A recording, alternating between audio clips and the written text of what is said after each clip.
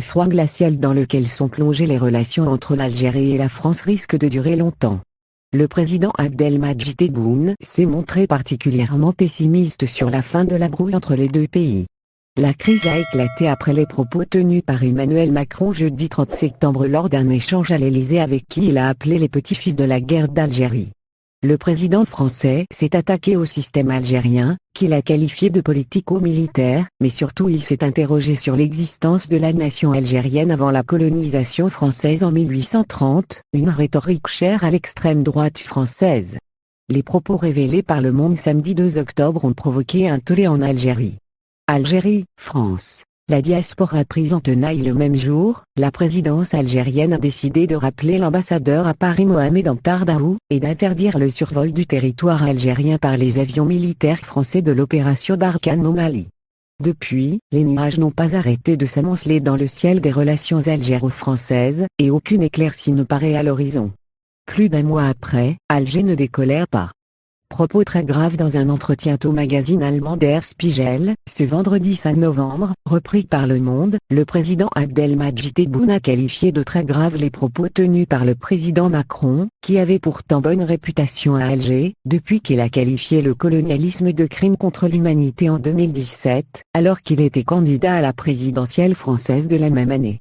On ne touche pas à l'histoire d'un peuple, on n'humilie pas les Algériens, a critiqué M. Tebboune. En reprenant à son compte une rhétorique de l'extrême droite sur l'Algérie et la colonisation, le président français a cassé le lien avec son homologue algérien Abdelmadjid Tebboune. Les deux hommes entretenaient jusque-là une bonne relation, s'appelaient régulièrement au téléphone, et ont même échangé publiquement des compliments en 2020. Mais les propos de Macron ont tout remis en cause. « Je ne vais pas être le premier à faire le pas, sinon je perds tous les Algériens », a expliqué M. Tebboune, actant ainsi sa rupture avec Emmanuel Macron. Plus explicite, le président de la République affirme qu'aucun Algérien n'accepterait que je reprenne contact avec ceux qui ont formulé ces insultes.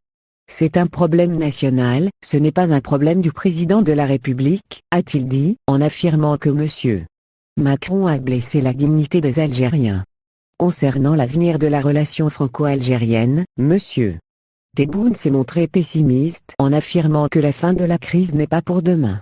Le président Tebboune a accusé Emmanuel Macron de reprendre le même discours que le polémiste anti-immigration et anti-islam Éric Zemmour, en soulignant qu'il l'a fait pour des raisons électoralistes.